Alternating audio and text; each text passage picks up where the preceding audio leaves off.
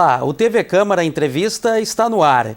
No programa de hoje, nós vamos falar das fontes de energia elétrica no Brasil. Mais precisamente, vamos tratar por que o país vive uma das maiores crises energéticas atualmente.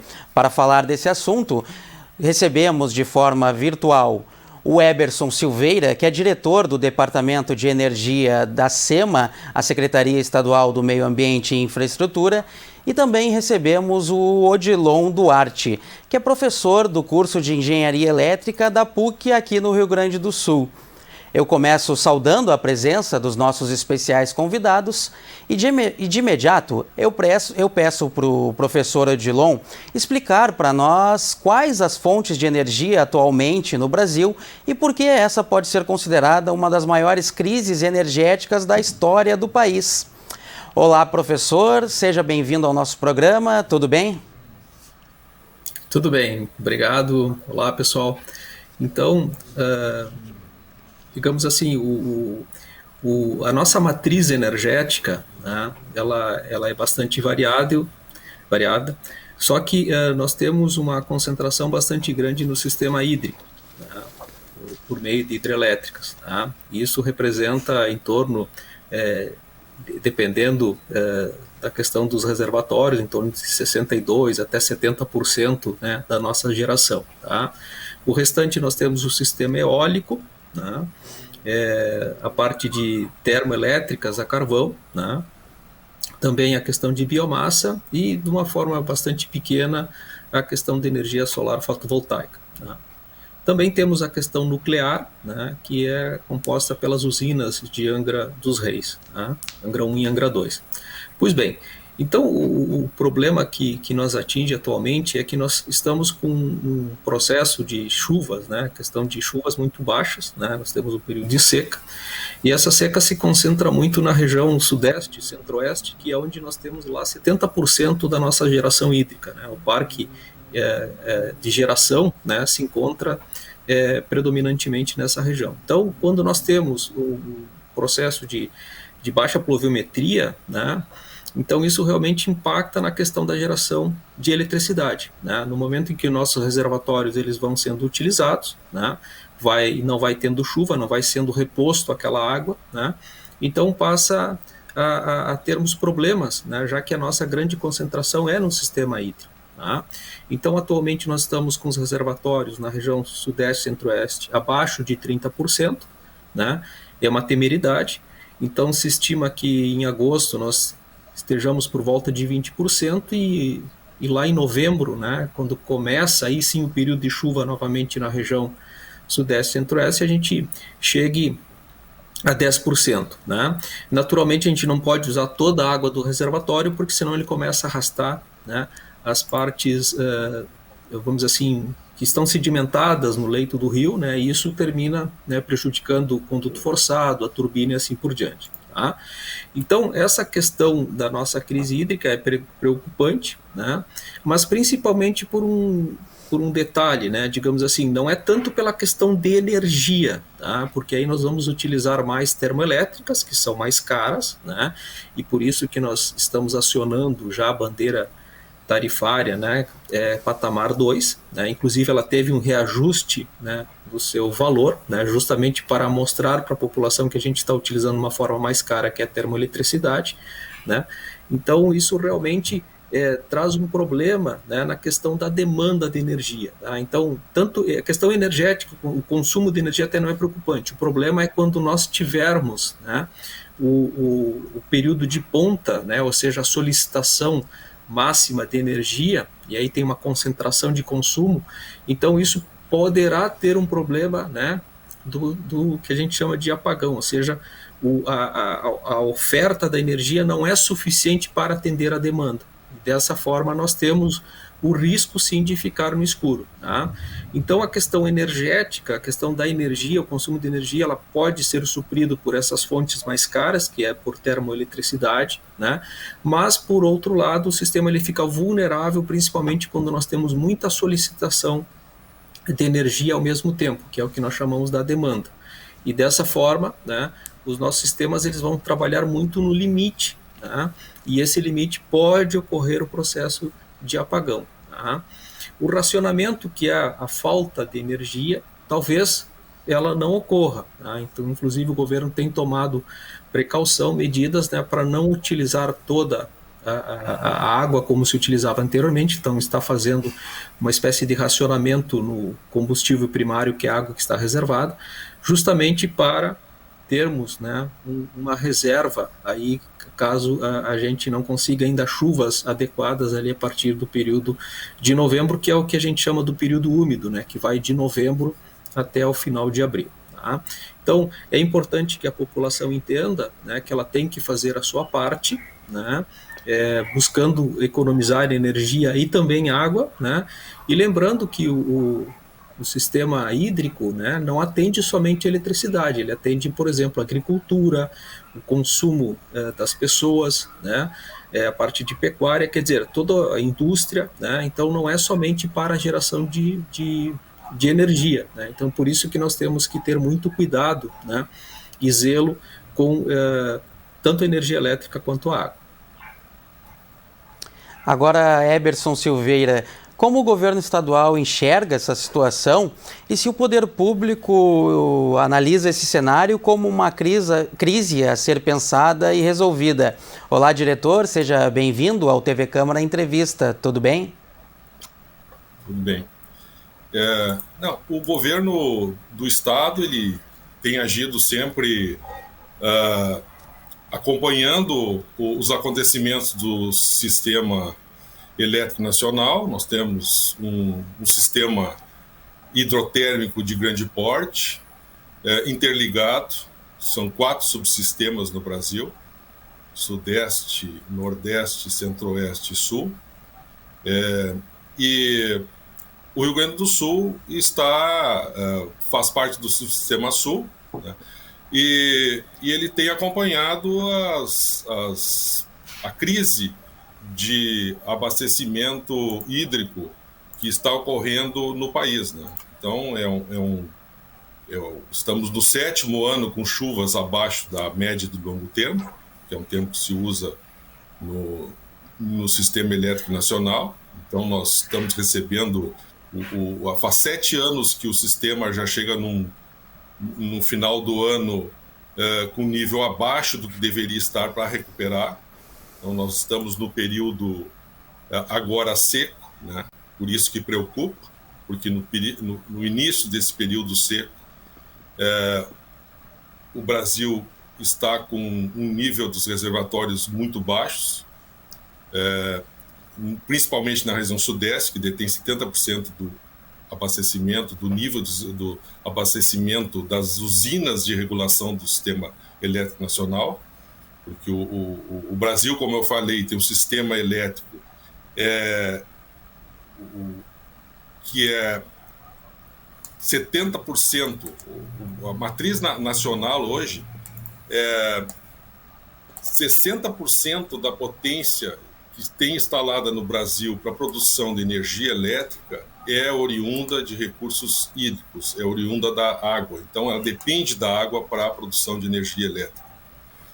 E no Rio Grande do Sul, nós temos aí 60...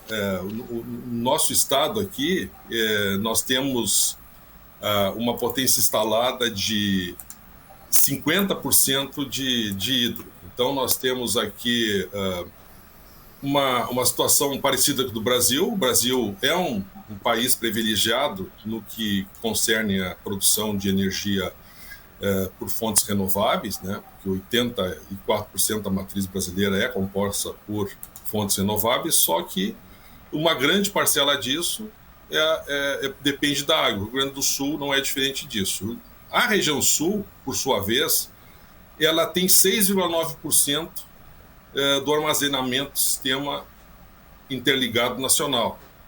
Então, embora o Rio Grande do Sul ou a região sul hoje esteja com um nível de reservatórios acima de 60%, ela tem apenas 2 usinas de regulação, né? Então, são aquelas usinas capazes de atuarem nesse regime hidrotérmico, né? Então, se existe um depressionamento dos reservatórios, existe a necessidade de produção maior de fonte térmica, né? Porque nós temos as complementares, que são eólica e fotovoltaica, que cresceram muito nos últimos anos. Então, hoje, no Rio Grande do Sul, nós temos aí a eólica compondo com 19,6% a matriz elétrica, e fotovoltaica já participa com 7,8%. Então, na produção de energia, fotovoltaica é 5,5% e eólica 27,5%.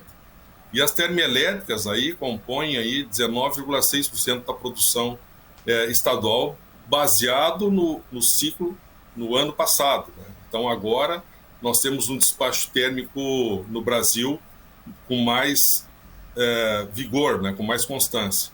Então, o que o Rio Grande do Sul ele tem feito? Tem acompanhado, inclusive, recentemente nós criamos um grupo de trabalho para fazer a gestão da crise hídrica, e aí nós temos na Secretaria do Meio Ambiente e Infraestrutura o Departamento de Recursos Hídricos, o Departamento de Energia, que absorveu as funções da extinta Secretaria de Estado de Minas e Energia. Então, nós temos hoje uma Secretaria do Meio Ambiente e Infraestrutura.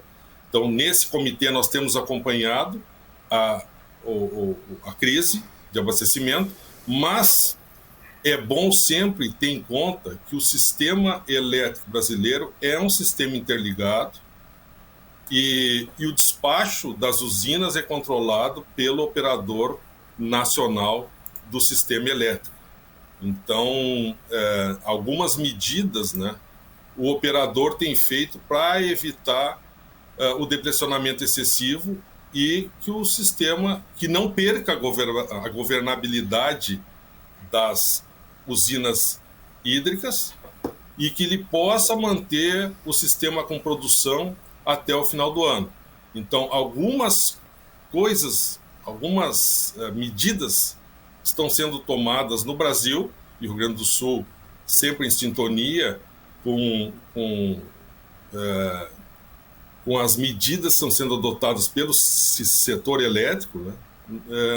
Uma delas é a flexibilização das restrições hidráulicas das bacias dos rios São Francisco e Paraná, né? Porque, para ter uma ideia, Rio Paraná, a bacia do Rio Paraná, que é a principal do sistema sudeste, que detém 70% do armazenamento dos reservatórios, no período de 19 até agora, abril de 21, só 3 meses, em 2 anos, só 3 meses choveu acima da média. Então, é uma preocupação, é uma crise histórica sem precedentes, né? E outra medida, aumento da geração térmica, que já está sendo feito, né? O despacho térmico a pleno das usinas, a importação de energia da Argentina e do Uruguai, né? Então, para você ter uma ideia, e tem campanha de uso consciente da água e da energia. Inclusive, a ANEEL apresentou uma proposta para uma campanha de conscientização do uso eficiente da eletricidade. Então, é uma das medidas que... Então, só para ter uma ideia, hoje, o que o Brasil está gerando nesse momento? Nesse momento, o Brasil gera 15% de eólica, 51% com hídrica, 26% com térmica, 26,8%, quase 27%, nuclear 1%, geração solar 3,6%, importação da Argentina 1,7%, importação do Uruguai 0,1%. Então, nós estamos importando da Argentina, estamos importando do Uruguai, embora nossos intercâmbios com países vizinhos, sem contar Itaipu, né, que ali é um contexto diferente de integração e importação permanente, mas são muito pequenas as ligações com países vizinhos, né? Então, aqui na Argentina e no Uruguai, depois tem mais uma interconexão com a Venezuela, quer dizer, a capacidade ali de importação da Argentina é 2,2 gigavolt-ampere, né? Tem uma conversora e outra conversora no Uruguai por Melo ali, que é importante, conversora. Então, nós temos aí algumas ligações com países vizinhos e nós estamos utilizando essas interconexões aí para trazer energia por sistema interligado nacional. E, diretor, logo no início do nosso programa, na primeira resposta do professor Odilon, ele citou os valores cobrados na segunda escala da bandeira vermelha também. Então, Eberson, eu queria que você explicasse um pouco para o nosso público, para ficar bem claro, como é composta essa bandeira tarifária atualmente no país. Certo. Bom, a questão das bandeiras tarifárias, a bandeira tarifária foi criada pela ANEEL, né? E essas bandeiras aí, elas sinalizam o custo real da energia gerada. Como nós vimos, o Brasil, como tem um sistema predominantemente hídrico, 60% do que tem instalado, uma vez a usina construída, a fonte de energia que ela usa, né, não tem custo, é a água que passa por ali, assim como o vento, nas usinas eólicas, assim como o sol, geradores fotovoltaicos. Bom, quando existe escassez, como é o caso agora, então nós temos uma grande virtude, que é ter uma matriz extremamente limpa. Mas quando existe escassez de recursos naturais, e como nós temos um predomínio muito grande de água, né, na nossa matriz, existe a obrigação de despachar energia oriunda de termoelétricas. Então a termoelétrica tem custo. Então esse custo vai ser adicionado eventualmente, né, e temporariamente na tarifa. Então essas bandeiras, o funcionamento é simples. Tem as cores verde, amarela ou vermelha, né, nos patamares 1 e 2, que indicam se a energia vai custar mais ou menos em função das condições de geração. Então, com as bandeiras, a conta de luz fica mais transparente e o consumidor vai ter informação para usar a energia de forma mais eficiente, né? Porque a energia, nesse período, por exemplo, agora nós estamos no bandeira vermelha patamar 2. Então, a bandeira verde, né, tem as condições favoráveis, ótimas para geração de energia. Então, é a tarifa normal, né? A amarela, agora, em julho, né, o valor é 1,874, né, é um pouco menos favorável, certo?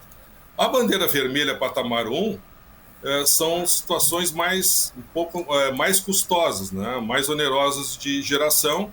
Então ela já agora em julho ela passou para 3,971 e agora está sendo praticado a bandeira vermelha patamar 2, né, que é a condição mais custosa, porque nós temos uma geração de térmicas, né, a pleno, e aí esse custo é repassado para a tarifa e hoje está em R$ 9,492 para cada 100 kWh consumidos.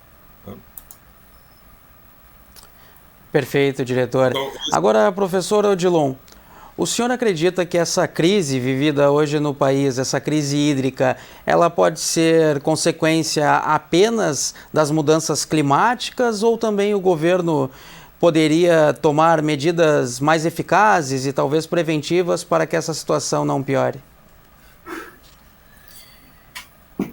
Podemos dizer assim que tem uma grande parcela da questão das mudanças climáticas, né, da interferência do homem no ambiente e dessa forma mudando o clima, mas também se verifica uma certa obsolescência, vamos dizer assim, dos modelos, né, de previsão, né, da parte do consumo. Então todo o sistema elétrico, né, ele é interligado, como bem disse o professor Eberson, né, então é um sistema que as bacias, né, os sistemas de geração contribuem um com o outro. Então quando chove mais no sudeste, né, a energia vem para o sul e vice-versa, né, então é um sistema muito interessante, mas ele tem que ter um sistema de previsão de carga, de aumento de carga, né? E o que se detecta é o seguinte: com essas mudanças climáticas, o sistema que hoje nós temos de previsão, modelo matemático de previsão de carga, que se baseia na questão do regime de chuvas, né, ele vem se mostrando falho, né, porque nós tivemos um problema de racionamento em 2001, né, nós tivemos em 2014 e agora 2021, né, e todos por quê? Pela questão da escassez de água, já que o nosso sistema, como a gente vem debatendo, ele é baseado em sistemas hídricos, né. Então, então tem que se mudar, né? Tem que se verificar quais são as novas variáveis que nós temos que considerar nesse modelo matemático para fazer a previsão, né? A curto, médio e longo prazo. A gente sabe que uma usina ela não é construída de uma hora para outra, né? Tem todo um processo de construção, de interconexão com linhas de transmissão, enfim, né? Então é necessário se ter essa noção de que não é de uma hora para outra que vai se estabelecer um processo, um sistema de geração. Tá? Então, nisso aí é necessário que nós tenhamos uma metodologia, né, firme, forte, robusta e confiável, né, para realmente, né, a gente atender esse crescimento adequado. Um outro ponto também que eu defendo, né, é a maior diversificação na questão, né, das quantidades, do percentual de rateio da geração. Nós entendemos que a geração hídrica ela é a mais barata, né? Só para o nosso telespectador ter uma ideia, se eu gerasse basicamente, tá, com sistemas hídricos, tá, eu teria em torno de R$100 o megawatt-hora. Tá? Agora, se eu gerasse todo o Brasil só com sistemas térmicos a carvão, nós passaríamos a R$550 o megawatt-hora. E o sistema eólico e o sistema fotovoltaico, se nós gerássemos 100% com o sistema fotovoltaico, 100% com o sistema eólico, né, nós teríamos um custo de geração de 230. Então, R$230 o megawatt-hora. Então, o que se depende disso? Né? Que a geração hídrica ela é muito mais barata. Porém, né, com essa questão dos regimes de chuva não estão adequados, nós temos que mudar isso, porque eu não posso, a cada 7 anos, né, ter um sobressalto, né, ficar com frio na barriga, porque será que vai faltar energia? Será que nós vamos ficar no escuro? Porque isso realmente, né, impacta também, inclusive, na produtividade, né, na questão dos anseios das pessoas, né, da confiabilidade. Né, como é que eu vou me instalar num país que eu não sei se eu vou ter energia? Então, é necessário, sim, fazer um estudo, né, da diversificação energética, né, talvez esse modelo de economicidade tarifária que é muito louvável, ou seja, eu vou despachar aquela usina que é mais barata sempre, né? Então, e a questão dos leilões, né, pelo menor custo, mas a gente tem que associar o processo de confiabilidade, né? Então, nós estamos com modelos climáticos diferentes do que nós tínhamos anos atrás, então nós temos que nos adequar a essa mudança climática que o homem vem impondo, né? E não é o homem, o meu vizinho, não. Eu também contribuo para essas mudanças climáticas. O que nós temos é que mudar a forma. E um outro ponto também é que a gente fala somente em geração. Então, eu aumento a demanda, eu tenho que ter mais oferta. Aumenta a demanda, mais oferta. Nós temos que pensar pelo outro lado, né? Nós temos que pensar na questão da eficiência energética. Então, mostrar para o nosso consumidor, né, que é necessário com que ele também, né, seja o gestor do seu consumo, né, que ele busque utilizar equipamentos mais eficientes, né, então, por exemplo, eletrodomésticos com selo do Procel, né, e com aval do Inmetro, né, utilizar lâmpadas mais econômicas, quer dizer, e a indústria também, né, com motores mais eficientes, processos mais otimizados. Então, o desperdício de energia é muito grande no nosso país. Né? Então isso reflete naturalmente, né, no aumento de consumo, né, e cada vez a gente tem o processo de gerar mais. Mas eu também vejo isso aí como um modelo também que é arcaico, né, porque a concessionária de energia ela fatura no momento em que a pessoa está consumindo quilowatt-hora. Então para ela não é salutar alguém fazer eficiência energética porque vai diminuir o seu caixa. Então já dizia Thomas Alva Edison lá em 1880, não sou eu que estou dizendo, né? O homem precisa cobrar o serviço que a eletricidade dá, então a iluminação, a força, o calor e não a energia. porque isso vai incentivar o desperdício, e é o que ocorre hoje. Nós pensamos somente em gerar mais, gerar mais. Então, isso tem que ter uma atitude governamental. O governo tem que fortalecer, sim, né, o Procel, que está ligado à Eletrobras, né, justamente para promover, né, vamos dizer assim, cortar esse desperdício de energia. Então, isso vai aumentar a confiabilidade, isso vai demandar menos energia das nossas usinas, e isso vai economizar dinheiro no bolso do contribuinte, do consumidor, e também para a sociedade, porque eu vou ter que gerar menos, eu vou ter que construir menos linhas de transmissão, e também o meio ambiente também vai agradecer. Tá? Então, são questões de que nós estamos mudando o clima, né? E isso está impactando diretamente nas chuvas, né? Então, isso, o nosso modelo probabilístico, né, o Decomp e outros mais que fazem a previsão do sistema elétrico não estão funcionando adequadamente. E também temos que incentivar a economia de energia, né? E eu não estou falando aqui do racionamento, da pessoa ficar no escuro, passar calor ou frio. É somente utilizar o necessário. E é o que não ocorre. Então as pessoas desperdiçam muito energia. Então, esse desperdício, por exemplo, só nos equipamentos que nós temos em casa, o desperdício ele passa de 15%. Então, essa energia poderia ser canalizada, né, para não precisarmos ter que gerar tanta, né, eletricidade para atender o desperdício. Então, tem que ter um estudo, né, tem que se ouvir várias partes da sociedade, né, acho que tem que fazer um grupo de trabalho justamente para trabalhar mais fortemente, né, em medidas e ações, né, de eficiência energética, de uma geração mais diversificada, né? Então, para que vocês tenham uma ideia, o ONS hoje ele consegue controlar somente 20%, 25% da energia. O resto fica muito difícil. Por exemplo, nós temos sistemas eólicos que pode estar ventando, pode ser que não, né? Sistemas fotovoltaicos que durante a noite não tem o sol, então não tem como gerar, né? Também pequenas centrais com biomassa, por exemplo, que são sazonais, por exemplo, que utilizam a casca de arroz, então eu só tenho na questão ali da produção, então tem momentos que estão plantio, eu não tenho como gerar. Então, esse controle cada vez vai ficar menor, né? Mas tem sim que ter modelos, né, adequados para fazer essa previsão de demanda, associado a uma diversificação da oferta de energia, né, e também mostrando para o consumidor não somente aumentando o preço da sua tarifa, né, muitas vezes isso é um sinal adequado, que a gente chama de resposta à demanda, às vezes é um pouco cruel porque bate no bolso das pessoas, mas ensinar, né, sensibilizar as pessoas que é importante sim que elas economizem energia, né? Porque vai ser bom para o país, vai ser bom para ela e vai ser bom para o ambiente.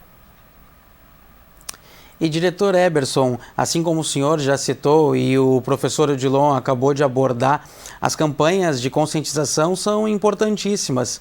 E como o governo estadual trabalha essa questão junto à população gaúcha? Como falou aí o professor Odilon, né, nós estamos fazendo um trabalho conjunto agora da SEMA, né, com alguns agentes do setor elétrico para construir um plano, né? Estamos construindo um plano de divulgação da situação e fazer o monitoramento e uma conscientização, né, da população para o problema, que tem muito que a população pode ajudar, como bem falou o professor Odilon, tem que sempre fazer uso racional de energia para não ter que racionar.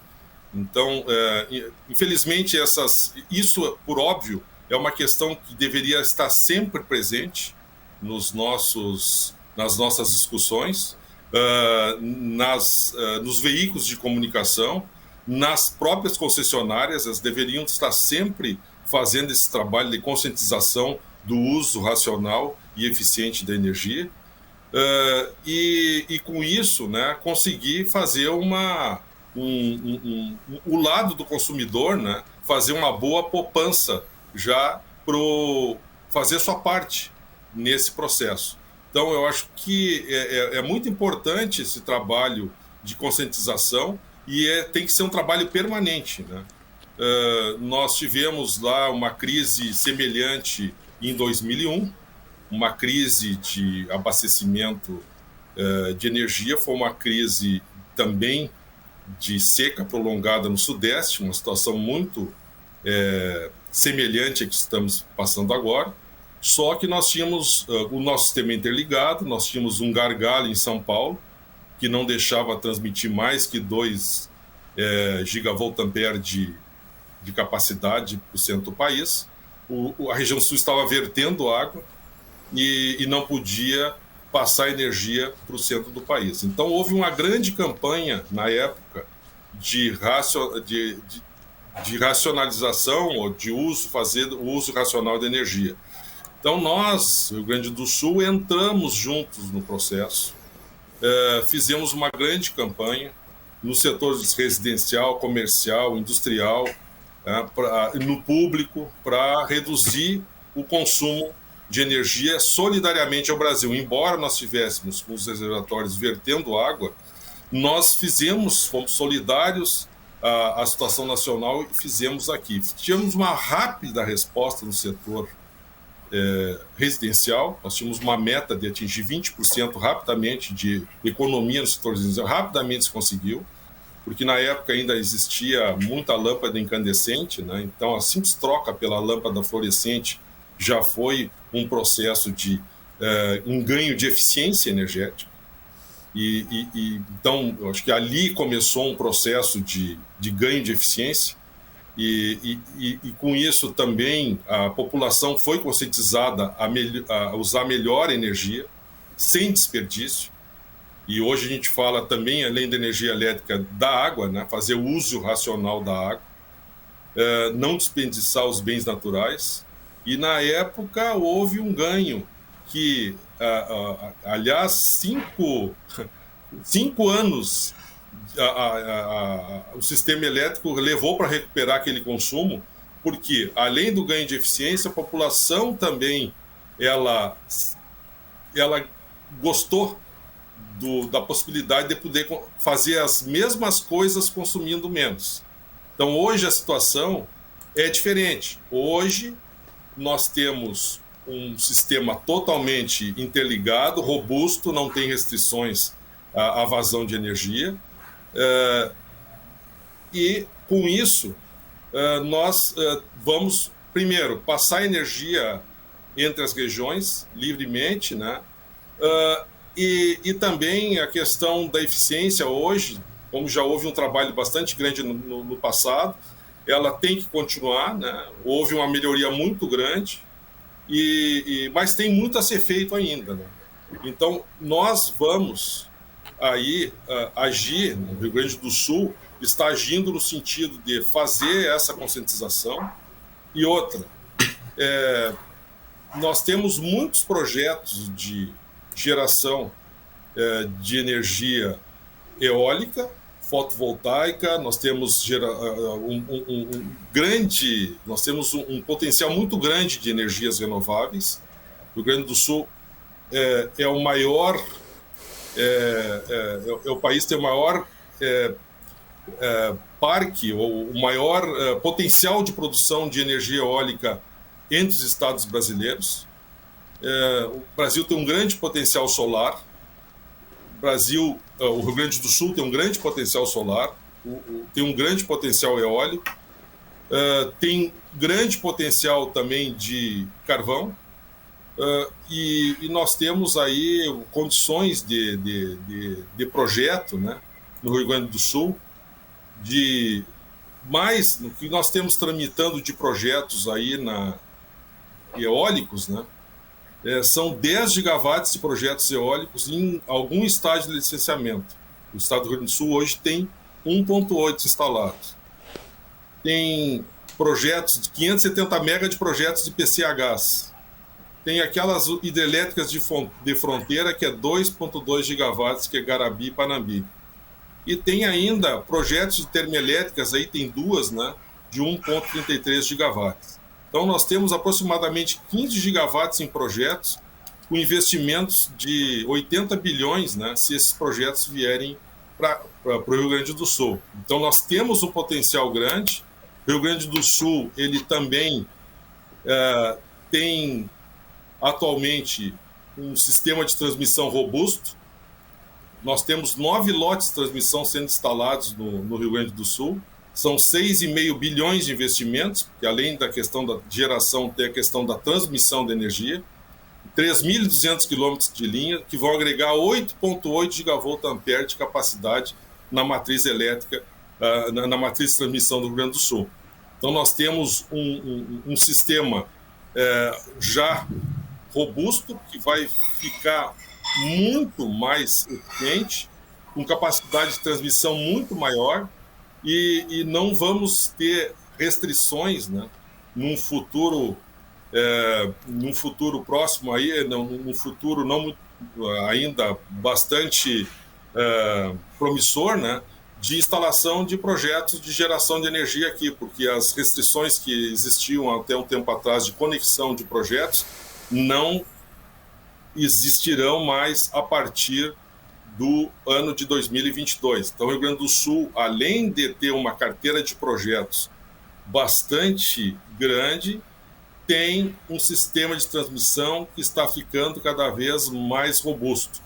Então, o Rio Grande do Sul vai poder dar uma grande contribuição para o país, porque, além dessas medidas de contenção e de orientação para o consumo de energia elétrica, redução no consumo, o Rio Grande do Sul tem um ambiente favorável para desenvolvimento de novos projetos e tem também uma malha de transmissão robusta para fazer conexão desses projetos que estão aí em carteira ao Sistema Interligado Nacional. Então, acho que nós temos todas as condições para ter um futuro bastante exitoso, né, no que compete ao sistema elétrico, né, no Rio Grande do Sul, e podendo refletir isso aí para o país, né?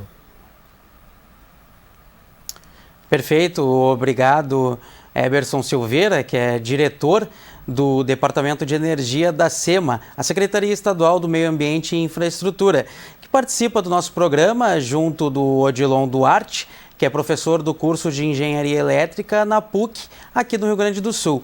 Agora, professor, eu gostaria de abordar um tema que os nossos telespectadores comentam muito e a população em geral também, que é o horário de verão, criado lá atrás, ainda em 1931, e que antes aqui no Brasil foi usado durante décadas como um recurso de economia.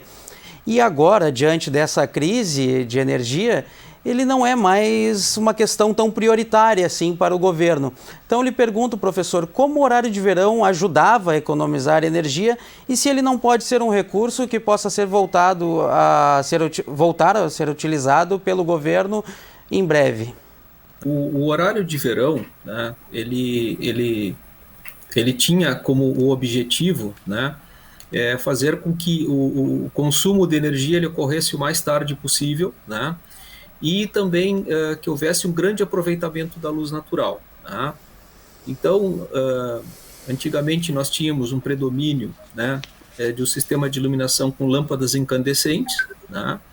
E conforme a tecnologia foi evoluindo, passamos para as lâmpadas de descarga, né, as lâmpadas fluorescentes compactas, por exemplo, e agora nós estamos com as lâmpadas LED, ou seja, tivemos uma redução de quase 90%, se nós pensarmos numa incandescente para uma LED, quase 90% do consumo de energia.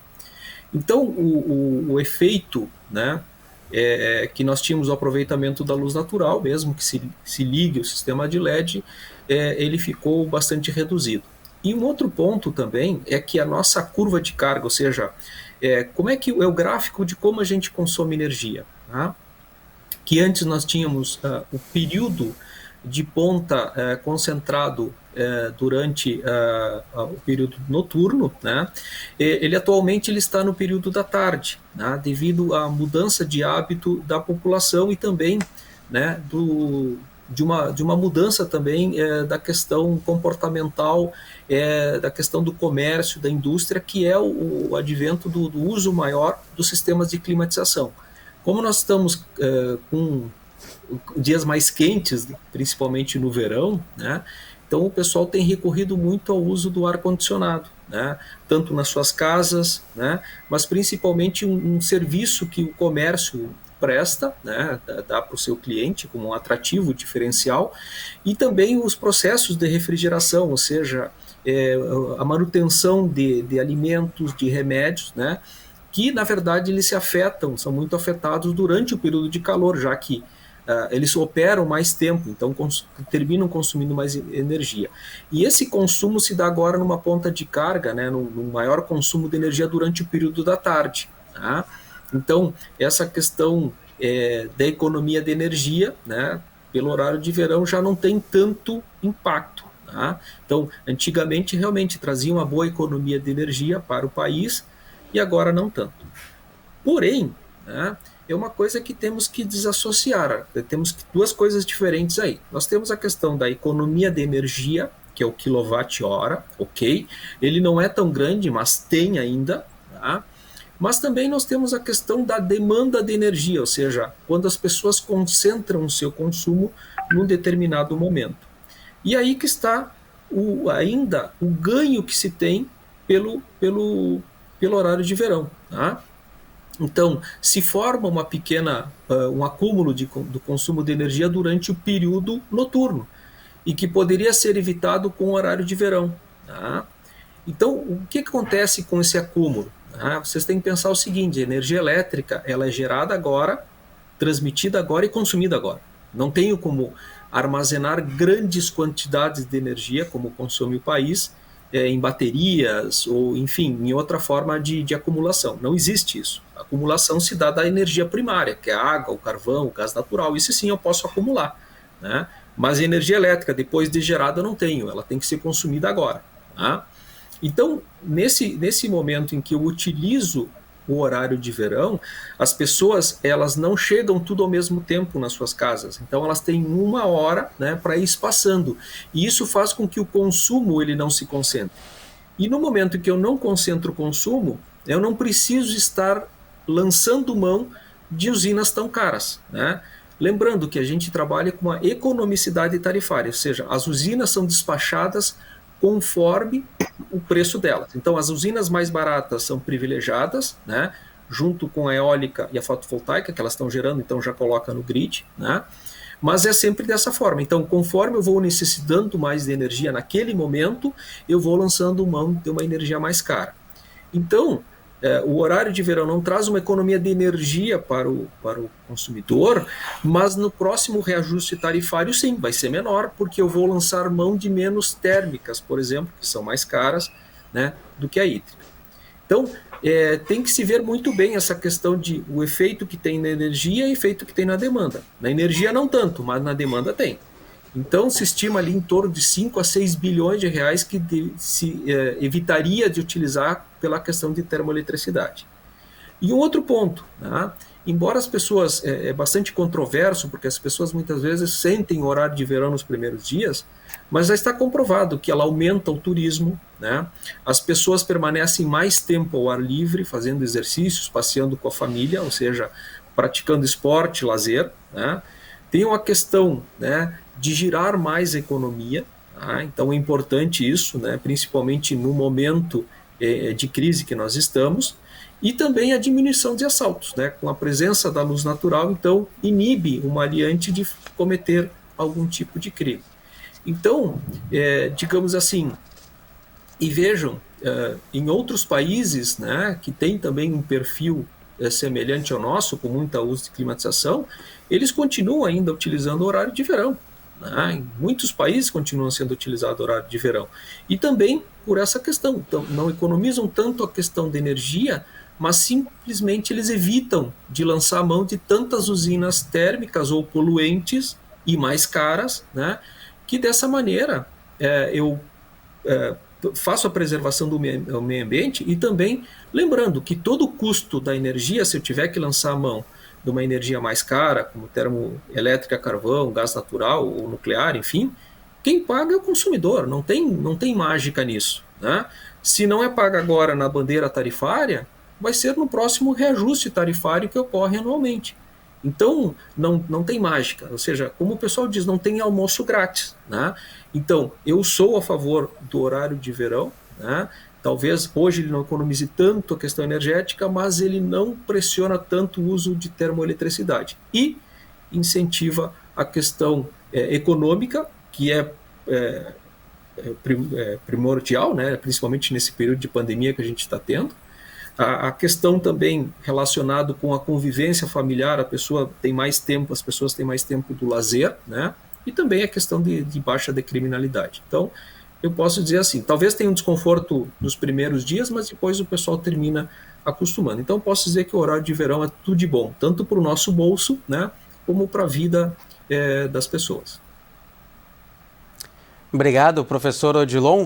Nós vamos nos encaminhando para a parte final do programa e eu gostaria que o diretor Eberson Silveira respondesse de forma bastante objetiva e, se pudesse, breve, se existe realmente algum tipo de risco de racionamento ou apagões aqui no estado.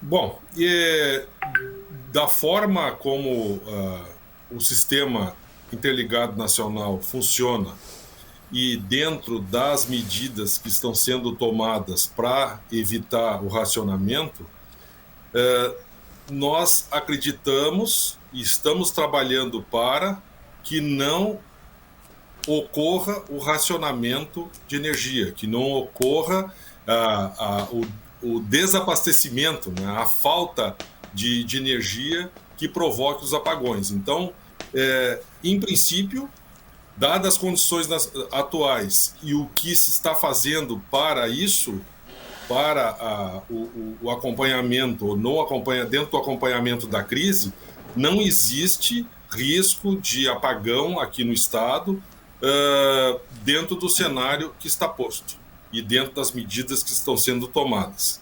Então, nós estamos trabalhando para isso. O sistema é um sistema nacional, né? Mas nós estamos trabalhando em consonância com os agentes do setor, o Ministério de Minas e Energia, com o Operador Nacional do Sistema, com a ANEEL. Nós também temos no estado o Comitê de Planejamento Energético criado por decreto. Então, nós temos há 20 anos um Comitê de Planejamento Energético que acompanha e monitora todas as questões do setor e trabalha muito afinado com o Operador Nacional do Sistema e os agentes demais, né? A ANEEL e a MME, a Empresa de Pesquisa Energética. Nós temos um diálogo muito estreito com todas as instituições federais e um acompanhamento constante dos acontecimentos brasileiros e aqui fazendo sempre a nossa parte, né? Então, por hora, eu posso dizer que não existe risco de apagão, né, no estado, racionamento, mas sempre recomendando que toda a população gaúcha cuide muito bem do consumo de energia, de água, não desperdice, que faça a sua parte, que contribua porque isso reverte em seu benefício. Então, é esse trabalho que agora, mais do que nunca, tem que ser feito, né? A questão de uso consciente dos recursos que nós temos, que a energia é essencial, a energia elétrica é essencial para a vida humana, né? Não, assim como, lógico, a água também, né? Mas a energia elétrica, ela é um bem, assim, é um bem de muito valor, né? Então, é isso que eu tenho para dizer, que no momento, assim, nós podemos ficar tranquilos, mas, lógico, fazendo a nossa parte, para que possamos manter nossa vida sem maiores percalços. Perfeito, e com isso nós vamos nos despedindo da nossa audiência. Eu agradeço aos nossos especiais convidados, o Eberson Silveira, diretor do Departamento de Energia da SEMA, Secretaria Estadual do Meio Ambiente e Infraestrutura, e também ao Odilon Duarte, professor do curso de Engenharia Elétrica da PUC aqui no Rio Grande do Sul. O TV Câmara Entrevista de hoje fica por aqui. E para acompanhar mais detalhes da nossa programação, fique de olho nas nossas redes sociais. Obrigado pela sua companhia e até a próxima edição.